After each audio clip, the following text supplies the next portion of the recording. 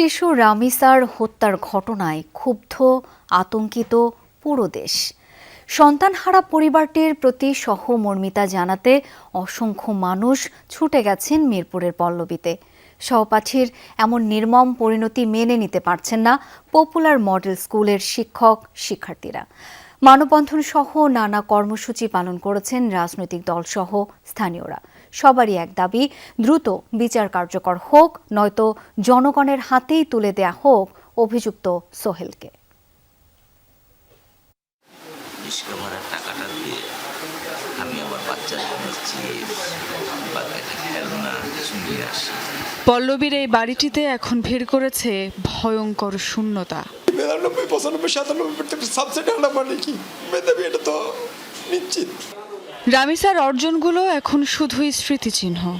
ওই যে বাড়ির এক কোণে পড়ে আছে তার খেলার পুতুলটি, কিংবা রামিসার খেলার সঙ্গী মিনি, ওরাও আজ সঙ্গীহীন। আজ 3 দিন হলো রামিসা বাড়ি ফেরেনি। টের পেয়েছে মিনি, তাই আদরের মিনিও মুখে তোলেনি কিছুই। আর বাড়ির মানুষগুলোর বুকের হাহাকার কোনো শব্দ দিয়ে বর্ণনা করার নয়। আপনি যদি পুলকেশ দিবালোকে রায়ের পরে ফাঁসি দেন, মানুষ কিন্তু এই ভয় সাহস করবে না। বাবা মায়ের কাছে প্রিয় সন্তানের নিষ্পাপ মুখটি এখন চোখের পানিতে ঝাপসা। স্মৃতিপটে ভেসে আসছে শুধুই তার ক্ষত বিক্ষত শরীর। সেই ছবি ভেসে উঠলেই নিস্তেজ হয়ে পড়ছেন বাবা মা। বলছে কি তুমি ঘরে থাকো, বাসায় থাকো, আমি আসতেছি, চাচুর ভেতর 5 মিনিটে আসতেছি। ও দরজার ভিতরে রেখে গেছে। ও আবার যাইতে নিয়েছে, দরজাটা মানব খোলার মাত্র ওরা নিয়ে গেছে টান দিয়ে। আমার সন্দেহ হলো, আমি একটা চিৎকারও শুনছি, তো চিৎকার যে ও দিছে যেটা আমি বুঝতে পারিনি, ভাবছি পাশের ফ্ল্যাটে অত কি কোনো বাচ্চা দিচ্ছে। এটি হচ্ছে রামিসার বাসা, আর ঠিক তার বিপরীত পাশেই সোহেল রানা যে হত্যাকারী, এটি তার বাসা। শুধুমাত্র এইটুকু দূরত্বের মধ্যেই কয়েক মিনিটেই ঘটে যায় অঘটন। একদিন রামিসাদের বাড়ির সামনে খুব ভিড়। কেউ ব্যথিত, কেউ নিজ সন্তানের কথা ভেবে শঙ্কিত, আবার কেউ ক্ষুব্ধ। খুনি সোহেল রানার সর্বোচ্চ শাস্তি চান তারা। ও 1 নাম্বার একটা ক্যারেক্টারলেস ছিল। ও এত খারাপ ছিল, ও এইখানে দাঁড়ায় আমার জানলার দিকে তাকাই থাকতো। আমি আমার হাজবেন্ডের 2-3 দিন বলছি, হয় সবসময় হচ্ছে ধরেন বাবা ইয়াবা গাঞ্জা সবই খায় ধরতে গেলে। এখানে কাজও গাড়ি মানে এই মেকানিজের কাজও করতো, আবার অটো রিক্সাও চালাই। আমি ওকে দেখি, আমার মেয়েকে দেখি, একবার দেখি আমি আমার মেয়ে নিজে ট্রমাটাইজ হয়ে আছে, সারাক্ষণ বলতেছে আমু কেন মারলো। আজ পর্যন্ত দর্শিত হয়েছে, তাদের বিচার হয় নাই। অতীতে যদি তাদের বিচার হইতো, অতীতের সরকার যদি তাদের বিচার করত, আজকে রামিসাকে এই নৃশংসভাবে দর্শনের পর হত্যাকাণ্ড করার কোনো মানুষই সাহস পাইতো না। কেমন করে আমারও বাচ্চা আছে, আজ না হোক কালে আমার বাচ্চার লোক এরকম হবে, তাহলে সব মানে দৈনিক এরকম চলতেছে, একটার পর একটা ঘটনা হতেইছে। জামিনে আসবে আইসা আবার ও এই কারখানা যে করবে না, কীর্তিকলাপ করবে না, কি এটা গ্যারান্টি দেবে? রামিসাদের বাড়ির সামনে থেকে থেকে জড়ো হচ্ছেন বিভিন্ন রাজনৈতিক অরাজনৈতিক শ্রেণীর মানুষ। বিক্ষোভ করেছে রামিসার সহপাঠীরাও। ন্যায় বিচারের দাবিতে বিক্ষোভ মিছিল করেছে তারা। এমন ঘটনার পুনরাবৃত্তি রোধে দৃষ্টান্তমূলক শাস্তির দাবি জানিয়েছেন শিক্ষক শিক্ষার্থীরা।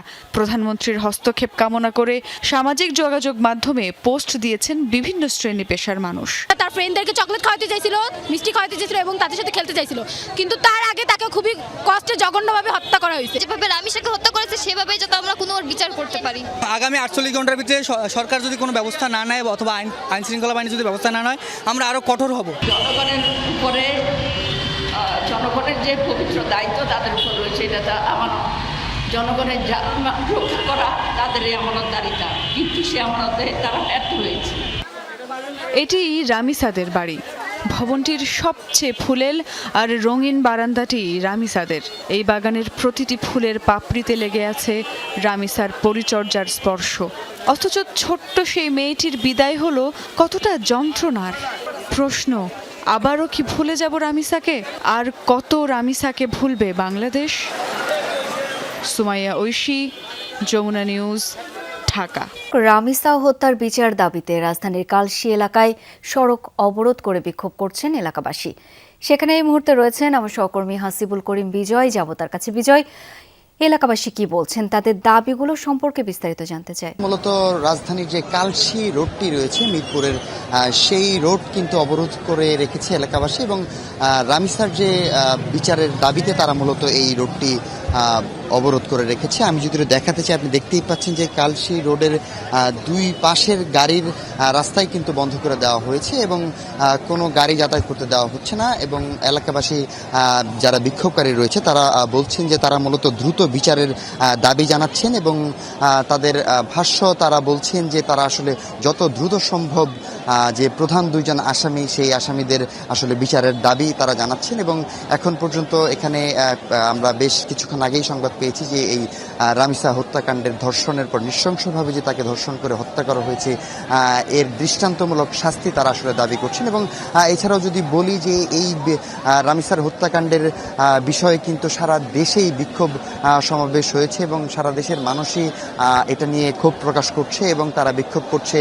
রামিসার গ্রামের বাড়ি শেরপুরেও কিন্তু সেখানেও কিন্তু বিক্ষোভ কর্মসূচি পালন করা হয়েছে। এবং আমরা এখন যেটি দেখতে পাচ্ছি যে রাজধানীর কালশিতে, মিরপুরের কালশি যে মূল সড়কটি রয়েছে সেই সড়কটি সম্পূর্ণভাবে অবরোধ করা হয়েছে এবং এখানে দুই পাশের গাড়ি চলাচল বন্ধ করে দেওয়া হয়েছে, সকল প্রকার গাড়ি চলাচল বন্ধ। এবং আপনি দেখতে পাচ্ছেন যে জায়গায় জায়গায় কিন্তু টায়ারে আগুন জ্বালিয়েও কিন্তু রাস্তা বন্ধ করার কার্যক্রম করা হয়েছে। এবং আমি যদি বলি যে যানজট রাস্তা বন্ধের ফলে একদম কালশির শেষ মাথা পর্যন্ত কিন্তু জ্যাম আসলে চলে গিয়েছে এবং পুরো ফ্লাইওভারও জ্যামে আটকে গেছে যে সকল গাড়ি রয়েছে। তবে ফলে সাধারণ মানুষ যারা আসলে এই রোডে চলাচল করছিলেন তারা যেতে বাধা প্রদান তাদেরকে করা হয় এবং তাদেরকে আটকে দিয়ে আসলে এই রাস্তায় বিক্ষোভ সমাবেশ করা হয়েছে। শাওন।